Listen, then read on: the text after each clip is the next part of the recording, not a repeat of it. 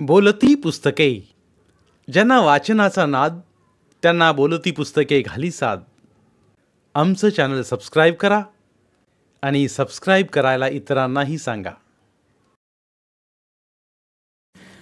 नमस्कार श्रोते मित्र हो, बोलती पुस्तके सादर करत आहे लेखक भास्कर बंगाळे लिखित कथा माडग. बबनरावाचं शेत गावापासून थोड्याच अंतरावर. चालत निघालं तर अर्ध्या तासात शेतात पाऊल पडायचं. त्याचं घरानंच कष्ट करायचं. शेतात राबून पोटापुरतं पिकवणारं. त्याचा आजा 4 बैलाची मूठ धरून पिकाला पाणी पाजायचा. बाप श्यामा आप्पानं थोडे दिवस किर्लोस्कर इंजिनाला हँडल मारला, पण अलीकडं काळ बदलला. बबनरावानं विहिरीवर मोटार बसवली. नुसतं बटन दाबलं की बदा बदा पाणी दंडातनं पळायचं. वाफ्यामागं वाफत भिजत जायचं. फक्त दारं मोडावी लागायची. 2 लेकरं शाळेत जाणारी. वस्तीवरनं लांब पडतंय म्हणून बबन बायको लेकरासह गावातल्या घरी राहायचा आणि म्हातारी शेतातल्या वस्तीवर. मागं पत्र, पुढं छप्पर, बऱ्यापैकी घर केलेलं. पुढं मागं सभोवती ऐसपैस अंगण. समोर चिंच जांभळीची झाडं, गार सावली देणारी. त्यावर चिमण्या, साळुंक्या, पोपट, पारवं अशा पाखरांचा किलबिलाट, चिवचिवाट चालायचा. शेतावर पाखरांचं थव भरारा उडत जायचं. अधूनमधून ससे, मुंगूस, रानमांजरं वस्तीभोवती फिरताना दिसायचे. कुत्रा मोत्या भो भो करून ताण काढायचा. हिरवागार मळा डोलत राहायचा. सारी राबणूक बबन करायचा.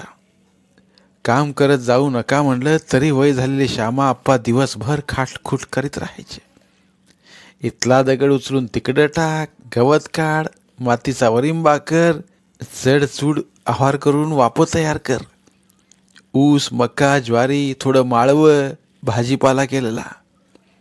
बबन येईतोपर्यंत म्हाताऱ्यानं 4-2 वापं भिजवलेलं असायचं. म्हाताऱ्याच्या कष्टाला म्हातारीची साथ असायची. 4 भाकरी आणि थोडंसं कालवण बनवलं की दोघांच्या पोटाचा प्रश्न मिटायचा. मग दुसरं काम काय? गोट्यात 1 म्हैस, 2 शेळ्या, 4 करडं आणि 8-10 कोंबड्या. हा संसारिक बाईचा गोतावळा. अडीनडीला म्हातारीची खुलवर उपयोगी पडायची. बबन तर रोज शेतात येऊन राबायचाच. शिवाय सुनबाई, लेकरं पण अधूनमधून यायची. या दोघांना लई आनंद व्हायचा. म्हातारला तर नातवांचं किती आणि कसं कोड कौतुक करावं ते कळायचं नाही. सुमानं 12वीची परीक्षा दिलेली तर राजू 8वीत होता. आजीला पोरगी मोठी दिसायला लागली होती. म्हणाली, सुमाचं आत्ताच बघायला सुरुवात केली पाहिजे. लगीन उरकून टाकू? काय ग आज्जे, मला अजून शाळा शिकायची आहे. मी नाही लगीन करायची आत्ताच. अगं उराकल्यालं बरं जात्या वयात. वय तुझं काहीतरीच असते बघ. गाल फुगून सुमा रुसायची. दिवस मावळतीला गेला की पाखरं गावाकडे उडून जायची आणि मग म्हातारी दोघंच वस्तीवर राहायची. भाकर तुकडा खाऊन बसायची गप्पा मारीत. नांदाय गेलेल्या लिकीची, तिच्या चिल्ल्या पिल्ल्यांची, पै पाहुण्यांच्या, गावातल्या जवळच्या लांबच्या माणसांच्या आठवणी उगाळत बसायचे. जवळच पुतण्या महादूची वस्तू होती. त्यांची ये जा असायची. दिवस उगवायला दोघांचे हात चालू व्हायचे ते रात्री झोपेपर्यंत. 4 एकरात पिकवून खाऊन पिऊन बबनरावांचं ठणसाण चाललं होतं. पण एके दिवशी विपरीत घडलं. थंडी ताप नाही, हगवण नाही, कुठला आजार नाही. म्हातारं खाऊन पिऊन गप्पा मारून बोलून चालून रात्री झोपलं ते सकाळी उठलंच नाही. म्हातारनं हाका मारल्या, अव उठा की. कसली झोप लागली आज? दिवस बघा किती वर आलाय तो. तरी ऊ नाही कच्चू नाही. म्हातारी उठवायला गेली तर म्हातारं थंडगार. लागली रडायला ओरडायला. सांगायचं कुणाला? कोण आहे जवळ? रस्त्यावरनं बांधकरी महादू चाललेला. गाडीला दुधाची केंड लावून दूध घालायला डेअरीला. शेवंता म्हातारी का वराडतीया म्हणून वाट वाकडी केली त्यानं. बघितलं. खिशातला मोबाईल काढून बबनला कळवलं. सारा गाव जमला. कोण म्हणालं झोपेतच अटॅक आला असेल, तर कोण म्हणालं लांबत चावलेलं कळलं नसेल. कोण काय का म्हणना, पण पिकलेलं पान गळून पडलं हे मात्र खरं. 4-8 दिवसात लेख पै पाहुणे सारं जिकडचं तिकडं झालं. शेवंता म्हातारी एकाकी पडली. बबन, म्हातारी, सूनबाई, नातवंड सारे आठवडाभर वस्तीवरच राहिले. म्हातारीच्या दुःखाला अंत नव्हता. म्हणायची, मला एकटीलाच मागं ठेवून एकटंच गेलं. का गेलं?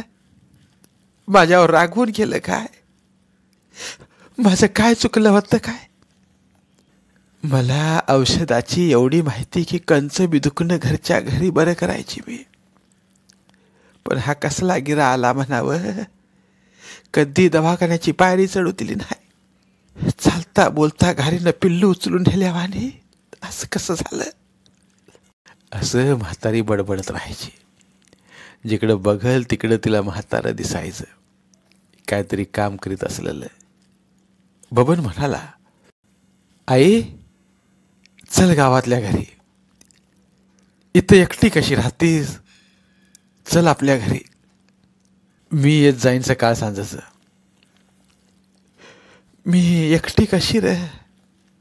ही म्हैस, 2 शेळ्या, शेरड, कोकर, कोंबड्या आणि मोत्या आहे की माझ्या सोबतीला. घरी येऊन तरी काय करणार आहे? तेवढीच राखाण होईल वस्तीची. आणि ते आहेत की माझ्या सोबतीला. देह गेला म्हणजे आत्मा कुठं जातो होय? त्यांचा जीव हितच घुटमळत असणार. ते बोलणार नाहीत पण ऐकत्याल. मी बोलत जाईन, ते ऐकत राहत्यात. मी हितच बरे आहे. नको मला घरी. असं म्हणून म्हातारी एकटीच वस्तीवर राहायला लागली. दिवसभर बबन व इतर माणसं असायची. बबन संध्याकाळी उशिरापर्यंत थांबायचा. अधूनमधून मुक्कामही करायचा. आईसाठी जेवण घेऊन यायचा. तेच म्हातारी 2 टायमाला खायची. पिकातलं बांधावरचं तण खुरप्यानं खुरडत बसायची. गुराढोरांना वैरण पाणी करीत म्हातारा जवळपास असल्यागत बोलत राहायची. तिला एकटेपणा जाणवत नव्हता. नेहमीसारखा बबन रानात आलेला. जांभळीच्या झाडाखाली गाडी स्टँडला लावली. म्हैस शेरडं करडं उठून वड खायला लागली. मोत्या पायाजवळ घुटमळायला लागला. म्हैस शेरडं करडं जशीच्या तशी दावणीला होती. मोकळी सोडली नव्हती. जांभळीखाली त्याची वाट पाहत बसणारी आई नजरेस पडली नाही. उभा राहून त्यानं साऱ्या मळ्यावरून नजर फिरवली. आई दिसेना कशी? कुठं गेली? अशा विचारातच छपरात शिरला. पाहतो तर आई वाकळ पांघरून आडवी झालेली. आई का झोपली ग? काय नाही, जरा धनकुट चाललंय. थंड वाजून आल्यावानी होतंय. नाक गळायला लागलंय. ताप आल्यावानी, हातपाय गळल्यावानी, अंगात नावसान गेल्यावानी झालंय बघ. बबन चटकन जाऊन आईजवळ बसला. तिचा सुरकुतलेला हात हातात घेतला. कपाळाला गळ्याला हात लावून बघितलं तर आईचं अंग इस्त्यावाने तापलेलं. घशात घरघर. आई, अगं लई ताप आलाय तुला. काल काय बोलली नाहीस? काल दिवसभर नव्हतं काय, रातच असं झालंय बघ. अशी कशी आई तू? असं दुखणं अंगावर काढायचं नसतंय. उठ उठ बघू. मानेखाली हात घालून अलगद उठवलं. I I I I I, अरे देवा करत म्हातारी हात टेकून उठून बसली. बबन चटकन उठला. तांब्या भरून डेऱ्यातलं पाणी दिलं. उठ, चूळभर थोडी भाकर खा. त्यानं फडक्यातली भाकरी वाटीभर कालवण समोर ठेवलं. थरथर त्या हातानं तिला खाता येईना. तर बबननं घास तिच्या तोंडात भरवले. तोंडाला गोड लागत नाही रे म्हणत कसे बसे 4 घास गिळले. पाणी प्यायली. आता उठ, घरी चल, दवाखान्यात जाऊ. नको नको, दवाखान्यात नको. काय होतंय मला, उद्या पात्र होईल चांगली. ते काय नाही, नवीन नवीन आजार निघाल्यात. चल उठ बघू. तोवर गुरांना पाणी दाखवून वैरण टाकली. म्हातारी नको म्हणून आडवेळ घेत असूनही बबननं आग्रह केला. तिच्या दंडाला धरून गाडीपर्यंत आणली. तो गाडीवर बसला आणि दोन्ही बाजूला पाय सोडून त्याच्या दंडाला नीट धरून बसायला लावलं. गाडी दवाखान्याकडे पळवली. त्याच्या गावी वाडीत दवाखाना नव्हता. 4-5 मैलावरच्या भाळवणी गावात डॉक्टर होते. आईला सावकाश उतरवून दवाखान्यापुढे झाडाखाली बसवलं. डॉक्टरकडे जाऊन सांगितलं, आईला बरं नाही, बघा बरं डॉक्टर, आणू का इकडं, तपासा. डॉक्टरनं तोंडाला फडकं बांधलं होतं, हातात हँडग्लोव्ज. त्यांनी लांबूनच विचारलं, काय होतंय? सर्दी, खोकला, ताप, अंग दुखतंय. कोरोनानं शहरात धुमाकूळ घातलेला. सगळीकडे लॉकडाऊन. खेड्यापाड्यापर्यंत अजून पोचलेला नव्हता, तरी डॉक्टर सावध झाले होते. सर्दी, खोकला, ताप ऐकताच डॉक्टर थोडे विचारात पडले. कोरोनाची टेस्ट करावी लागेल. इथं नाही व्हायची, तालुक्याला सरकारी दवाखान्यात घेऊन जावा. काय, कोरोना? होय, काय सांगावं, असू शकेल. बबन हादरलाच. कोरोना संसर्गानं होतो, त्यामुळं कोणाच्या जवळ जायचं नाही. कितीही जवळचा असला तरी लांबूनच नमस्कार, राम राम असं म्हणायचं. हातात हात घ्यायचेही नाहीत आणि द्यायचेही नाहीत. गळा भेट तर मुळीच नाही. डेटॉल साबणानं हात वारंवार धुवायचं. तोंडाला फडकं बांधायचं. गर्दीत जायचं नाही, घरातच थांबायचं. शिंका आल्या, घशात कफ वाटला, श्वास कोंडल्यासारखा वाटला की ताबडतोब डॉक्टरचा सल्ला घ्यायचा. उपचार घ्यायचे. बबनला गावात चर्चा ऐकून हे माहीत झालं होतं. पण आई रानात असते एकटीच, तिला संसर्ग कसा होईल असे विचार त्याच्या डोक्यात थैमान घालू लागले. त्याला डॉक्टरला बोलल्या वाचून राहावे ना. अहो डॉक्टर, आय रानात वस्तीवर असते, मळ्यात, कुठं शहरात किंवा गर्दीत गेली नाही. तिला कसा होईल कोरोना, कुठनं होईल संसर्ग, सांगा बरं. ते काय सांगता यायचं नाही. तुम्ही तिच्यासाठी भाकर तुकडा घेऊन जात असालच की नाही? वय, त्यातून होऊ शकतो. काय सांगावं बरं? अहो भाकर तुकड्यात कुठून येणार? कुठून म्हणजे? तुम्ही भाकरीसाठी धान्य गिरणीत दळता, त्या गिरणीतूनही येऊ शकतो. गिरणीत काय एकच दळण असतं का? या डब्यावरनं त्या डब्यावर, त्या डब्यावरनं या डब्यात, त्याला साऱ्या वाटा मोकळ्याच की. दळणाच्या डब्यात कुठून येणार? दुकानातून. माल काय दुकानात विकतो का? दुकानात कुठून येणार? बबनने आपले प्रश्न चालूच ठेवले. डॉक्टर थोडे चिडूनच म्हणाले, आता बोंबला. अहो दुकानात माल कुठून येतो?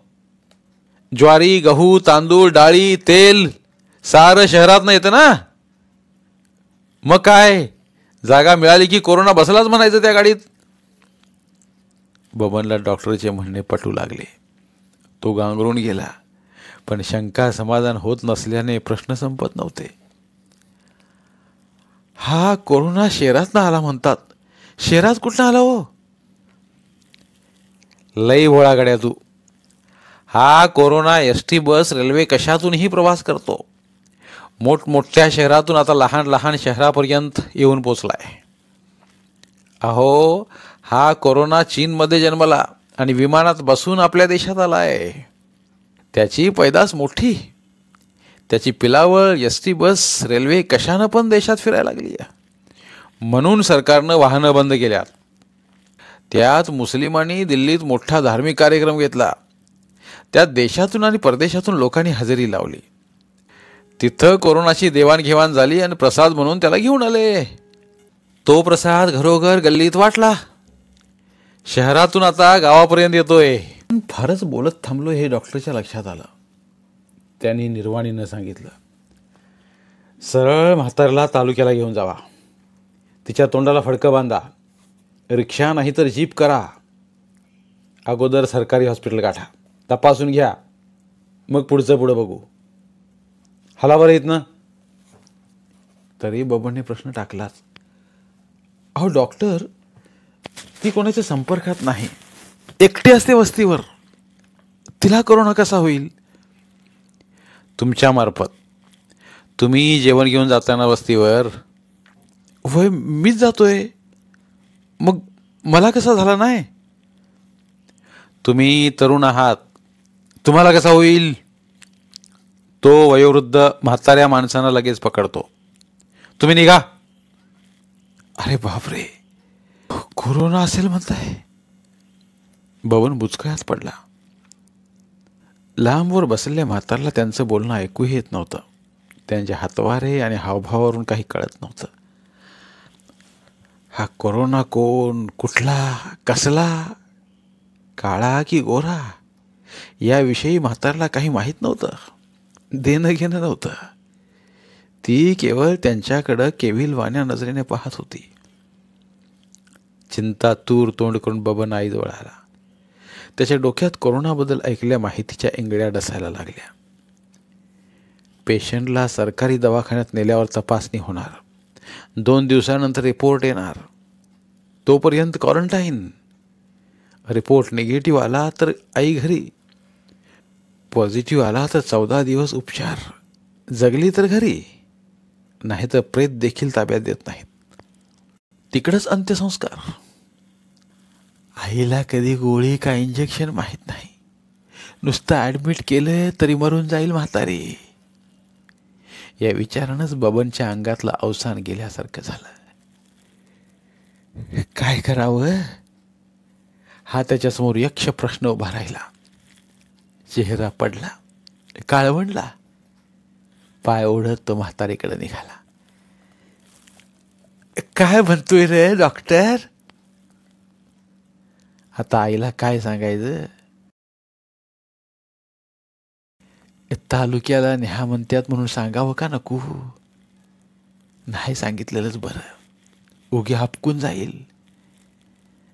काय नाही, इथंच बस, मी मेडिकलमधनं गोळ्या औषध आणतो. रस्ता ओलांडून बबन मेडिकल स्टोअरमध्ये गेला. सर्दी तापावर चांगल्या गोळ्या द्या आणि खोकल्यावरची बाटली बी. मेडिकलवाल्याने बबनला खालपासून वरपर्यंत निहाळलं आणि विचारलं, कोणासाठी म्हणताय? आईसाठी. ती काय तिथं बसली या झाडाच्या सावलीला? डॉक्टरांची चिठ्ठी? नाही. कोरोनाची टेस्ट केली? ती कशा पाय, उगाच काहीतरी. द्या एवढ्या औषधं गोळ्या, जाऊ द्या. असं काय म्हणता? सर्दी ताप खोकला म्हटलं की कोरोनाची टेस्ट करायला हवी, असो अथवा नसो. आणि नाही केली तर? डॉक्टरच्या चिठ्ठीशिवाय औषधं देता येत नाहीत. असं म्हणताय? ठीक आहे. नाईलाजानं बबन दुकानाच्या 2 पायऱ्या खाली उतरला. डॉक्टर मेडिकलवाल्यांची साखळीच दिसती आहे, तर समोरच गाववाला मित्र संभा उभा.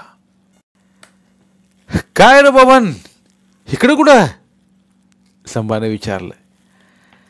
आईला बरं नाही, दवाखान्यात आणलंय. शेवंत मावशीला? होय. मग घेतलीस का औषधं गोळ्या? नाही. चल चल सांगतो. दोघंही झाडाच्या सावलीला आले. डॉक्टर तपासत नाहीत आणि मेडिकलवाला औषध गोळ्या देत नाही. ते काय म्हणतात ते सविस्तर संभाला सांगितलं. संभा शिकलेला, रोज शहरात वावरणारा आणि जगाचं ज्ञान असलेला माणूस. संभानं बबनचं सारं ऐकून घेतलं आणि म्हणाला, याड लागलंय काय बबनराव? म्हातारी रानात राहतीय ना? होय, वस्तीवरच असतीये की. मग तिला करोना कसा होईल रे? मी बोललो तसं तर डॉक्टर म्हणाले तालुक्याला सरकारी दवाखान्यात नेऊन तपासा.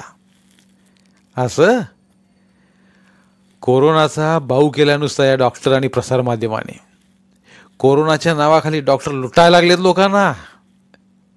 तपासणी करायला लावत्यात, काय नसलं तरी रिपोर्ट पॉझिटिव्ह. पेशंट घाबरूनच वर चालल्यात. डॉक्टर फाडायला लागलेत इलाजाच्या नावाखाली. माझा एक मित्र सांगत होता, थंडी ताप आला म्हणून तपासणी केली, पॉझिटिव्ह निघाला. पैसेवाला होता. खाजगी दवाखान्यात ट्रीटमेंट सुरू झाली. घरादाराची तपासणी झाली, बायकोही पॉझिटिव्ह. दोघेही ICU मध्ये. 10-12 दिवस ट्रीटमेंट. चांगलं 5-6 लाखाला घर बुडालं. असं चाललंय सारं. हे बघ, आत्तापर्यंत इतर आजारानं रोगानं माणसं मरतायत का नाहीत? हा, का मरतच नाहीत? कोण अमर झालंय का? पटतंय ना मी काय म्हणतोय ते? होय, खरं आहे तुझं. मग शाना हो, कोरोना अजून वाड्या वस्त्यापतूर पोचला नाही. उगाच तपासण्या करून आणि मोठ्या दवाखान्यात नेऊन मरणाच्या दाढेत ढकलू नको आईला.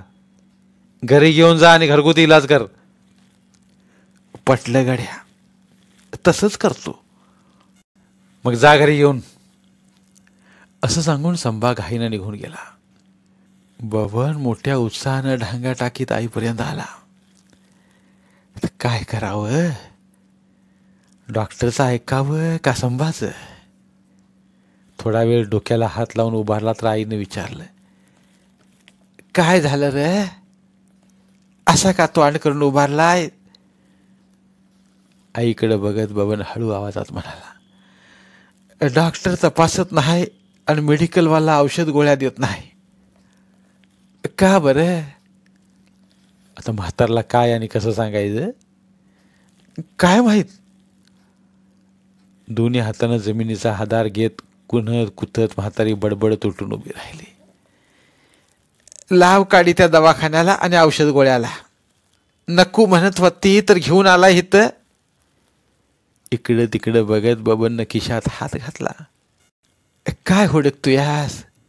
काड्याची पेटी? नाही, तंबाखूची पुडीन डब्बी. मला वाटलं. तंबाखू मळून बबन चिमूट तोंडात कोंबली. आईच्या दंडाला धरून गाडीपर्यंत आणलं. एवढ्या वेळेत बबनच्या मनाचा ठाम निश्चय झाला. आईला काय झालेलं नाही, कोरोना तर मुळीच नाही. उगीच मोठ्या दवाखान्यात नेऊन तिथं मरण्यापरीस आपल्या घरी मेलेली बरी. काय होईल ते होईल. चल सावकाश बस. बबनचं खांदं पकडून म्हातारी गाडीवर जाम बसली. गाडी सुरू झाली आणि घरच्या वाटेला लागली. म्हातारी पाठीमागून गुणगुणत होती. म्हणाली, घरी गेल्यावर मी नेहमीच जुनं औषध करते बघ. सकुला गाडग्यातलं चिपट कशी हुलगं काढाय सांग. जात्यावर टरा टरा भरड म्हणावं. थोडा गूळ मीठ टाकून गदा गदा शिजीव. रात्रीचं गरमागरम माडगं खाती आणि घुमटून झोपती. उद्या ठणठणीत बरी होती का नाही बघ. आणि तिचंच खरं झालं. संध्याकाळी सुनेनं मस्त माडगं बनवलं. म्हातारीसह सर्वांनीच ते वरपून हाणलं. म्हातारनं आणखी 2 औषधं केली. चुलीपुढं बसून अंग शेकत शेकत एका पातेल्यात पाणी उकळेपर्यंत गरम केलं. डोक्यावरून लुगड्याचा घोंगता घेऊन 5 मिनिटं गरम गरम वाफारा घेतला. ते झालं की एका छोट्या पातेल्यात 2 कप दूध मंद आरावर गरम करायला ठेवलं. त्यात अर्धा चमचा हळद टाकली. बोरा एवढा आल्याचा तुकडा पाट्यावर वरवंट्यानं ठेचला. ते दुधात टाकलं. 2-3 लवंगा, काळी मिरी, दालचिनीची भुकटी करून टाकली. थोडी साखर टाकली. ते गदागदा शिजवलं. त्याचा मस्त काढा तयार केला. तो चहासारखा फुडफुड करत फुरकं मारून घेतला. नाक, घसा, तोंड, छाती सारं शेकून निघालं आणि मग गोदडी घेऊन कोपऱ्यात घुमटून पडली. निम्म्या रात्रीतला दरदरून घाम आला, तो तिनं लुगड्यानं पुसला. असा घाम आजच्या तरण्याला आला असता तर हार्ट अटॅक समजून ICU मध्ये ॲडमिट झाला असता. पण म्हातारी धीराची. असं घरगुती इलाज तिनं अनेकदा केलं होतं. तिला हलकं हलकं वाटू लागलं. सकाळपर्यंत झोपून राहिली तरी सर्वांच्या अगोदर उठून पाणी तापून आंघोळ उरकली. सुनबाईनं नेहमीसारखं घरकाम स्वयंपाक पाणी आवरलं. सुमन, राजू, बबन, आजी जेवायला बसले. बबननं विचारलं, आई कसं वाटतंय आता? मला कुठं काय झालंय? काल कशी करीत होतीस? अरे वर्षा 6 महिन्यातनं एकदा सर्दी ताप खोकला यायचाच की. म्हणून काय लगेच दवाखान्यात पळायचं होय? डॉक्टराची भरती करायला?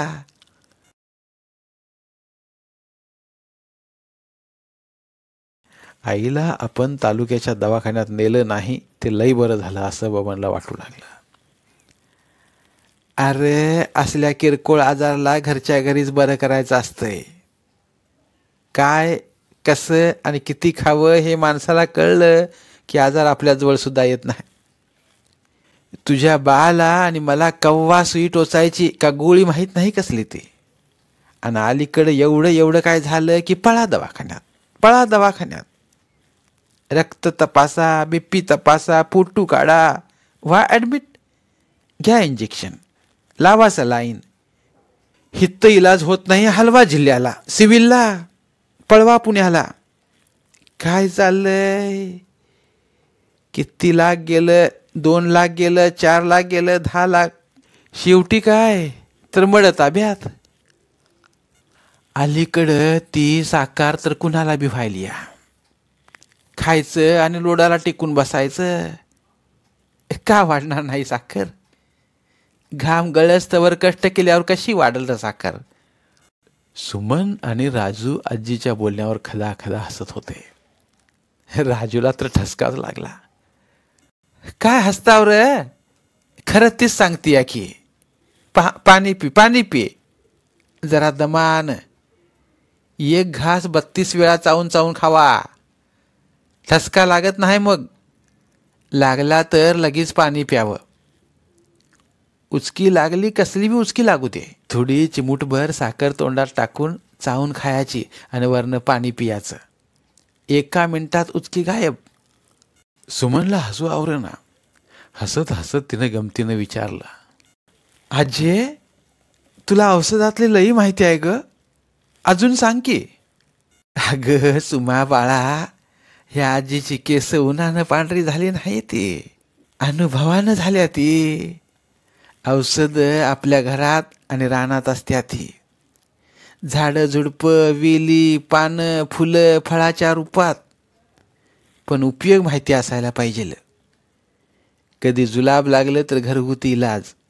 कोऱ्या चहात अर्धा लिंबू पिळून तो चहा प्यायचा. आणखी भातात थोडं तूप टाकून खायचा. मटकाच बसतो. पोट फुगलं, अपचन, करपट ढेकर यावर ओवा चालतोय. ही दारातली तुळस तर लई लई कामाची हाय. घसा खवखवत असला तर 4 पानं चगळावीत. लवंग तोंडात धरून पाणी गिळावं. तुळशीच्या पानाचा काढा सर्दी खोकल्यावर पण चालतोय. अजून किरकोळ दुखण्यावरची घरगुती पण महत्वाची औषधं सांगते. ध्यान देऊन सारी ऐका. कोरपड, पानफुटी, तुळशीची रोपं वस्ती पुढे लावल्या ती बघ. पित्ताचा त्रास, श्वसनाचा त्रास, दमा, खोकला, पोट साफ न होणं, अपचन, मूळव्याध या आजारावर कोरपडीच्या पानाचा गर सकाळी अनुशापोटी घ्यावा. मुरमाच्या फुटकुळ्यात उपयोगी. ठेच लागली, हातापायाला खरचटलं, किरकोळ जखम आली तर त्यावर हळद लावावी. त्याचं दुःख होत नाही, पू होत नाही. अजून सांगते, जखम झाली, पू झाला, जखम ओली राहू लागली तर कडुलिंबाची साल भाजून त्याची बुकटी करून जखमेवर लावावी. जखम कोरडी पडते, बरी होते. सुमा, तुझ्या आजीचं म्हणजे माझ्या सासूचं गुडघं दुखायचं. दवाखान्याच्या गोळ्या खाल्ल्या की तेवढ्यापुरतंच बरं वाटायचं. पुन्हा मागचं दिवस पुढं. तर मी काय केलं माहिती हाय, निरगुडीचा आणि एरंडाचा पाला शिजवून त्यांच्या गुडघ्यावर बांधायचे. 4-8 दिवसात फरक पडत गेला. तर 10-15 दिवसानं आत्या सापतरात चालायला लागल्या होत्या. बबन, सुनबाई, सुमन, राजू ही नातवंड सारे शेवंत आईचे अनुभव कान देऊन ऐकत होते. त्यांच्या ज्ञानात भर पडत होती. शेवंत आजीनं पुढं सांगायला सुरुवात केली. एकदा तुझ्या आज्याला मुतखडा झालता. दवाखान्यात उपयोग झाला नाही, पण मी कोथिंबीर आणि पानफुटीचा काढा रोज सकाळी अनुषापोटी द्यायला लागली. त्यामुळं खडा विरघळून त्याचं तुकडं होऊन कधी पडून गेला ते कळलं सुद्धा नाही. एकदा त्यांच्या पायात फिरंग्या बाबळीचा बोटभर काटा मोडला होता. भळाभळा रगात गेलं. पाय सुजून बंब झालता. काही जण म्हणाले दवाखान्यात जावा. काय केलं असतं डॉक्टरानं? इकडून फाड तिकडून फाड चिरपाड करून काटा काढला असता आणि 1000 रुपये बिल केलं असतं. पण मी घरच्या घरीच इलाज केला. त्यावर रुईटीचा चिक लावला. रुईची 2 पानं अर्धी कच्ची शिजवून जखमीवर फडक्यानं घट्ट बांधली. 2 दिवसानं जखम पिकून बोटभर काटा सळकन बाहेर आला. दुखलं नाही ना खुपलं नाही. पाय ठणठणीत बरा झाला. त्यांना कधी कोणता आजार होऊ दिला नाही ग. असं होतंय म्हणले की औषध करून द्यायची, लई जपायची. पण शेवटी काय झालं ते कळलंच नाही मला येडीला. नाही सांगता नाही बोलता अचानक निघून गेलं बघ. बोलता बोलता आजीचा कंठ दाटून आला. हुंदका देत डोळ्याला पदर लावून डोळं पुसायला लागली ती. आजोबाच्या आठवणीनं साऱ्यांचेच डोळे ओलावले. थोडा वेळ कोण कोणास बोललं नाही. साऱ्यांची जेवणं कधीच संपली होती. ते केवळ बोलत बसले होते. आजी म्हणाली, अजून सांगावं तेवढं थोडंच आहे, बघू कधीतरी. बबन म्हणाला, तू बिगर औषध गोळ्याची बरी झालीस ते. म्हातारी हसत म्हणाली, बिगर औषधाची कशी रे? रात्री केलेलं औषध तुम्ही बघितलंय की. थंडी ताप खोकल्यावर जालीम औषध. माडग वाफारा आणि काढा. उकळत्या पाण्यात काळी मिरी, दालचिनी, आले, हळद, तुळशीची पानं टाकून काढा बनवायचा. बबन हसत म्हणायचा, हे औषध कोरोनावर पण चालेल की. कशाचा कोरोना का फोरोना घेऊन बसलायस? सर्दी ताप खोकल्यावर पूर्वीपासून चालत चालत औषध हाये. वापारा, काढा, माडगे. आजीचं माडग हा शब्द ऐकून राजूला लई गंमत वाटायची. त्यानं टाळ्या वाजवून आनंद व्यक्त केला. माडग रे माडग, आजीचं माडग. सर्दी ताप खोकल्याचं उचलतं गाडग. माडग रे माडग, माडग रे माडग, आजीचं माडग. सारे मोकळेपणाने हसले. शेवंत आजी पोटभर जेवली होती. तरी 2 भाकरी भाजी चटणी फडक्यात बांधून घेतल्या. लेकाला म्हणाली, बबन जाती र वस्तीवर. शेरड करड दावणीला वड खात असते आली. रात्री सकाळी मी वैरण पाणी करून आलोय आई. बरं झालं. मुख्या जनावराला काय बोला येते काय? तरी जाते मी. असं म्हणत म्हातारी तरातरा शेताच्या वाटेला लागली. धन्यवाद. पुन्हा भेटूया एका नवीन कथेसह.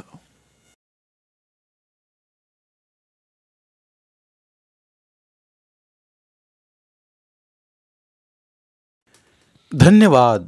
प्रिय श्रोते मित्र हो, आपल्यासाठी एक आवाहन. आमच्या चॅनलच्या प्लेलिस्ट विभागात तुमच्यासाठी शेकडो कादंबऱ्यांचे ऑडिओ बुक्स उपलब्ध आहेत. तिथे प्रत्येक कादंबरीचे सर्व भाग एकत्रित मिळतील. त्यामुळे सध्या सुरू असलेल्या क्रमशः कादंबरीच्या पुढील भागासाठी वाट पाहण्याची गरज नाही. तुमच्या वेळेनुसार तुम्ही संपूर्ण कादंबरी सलगपणे ऐकू शकतात आणि साहित्याचा आस्वाद घेऊ शकता. कृपया आमच्या चॅनलच्या होमपेजवर जाऊन प्लेलिस्ट चेक करा आणि तुमची आवडती कादंबरी निवडा. धन्यवाद.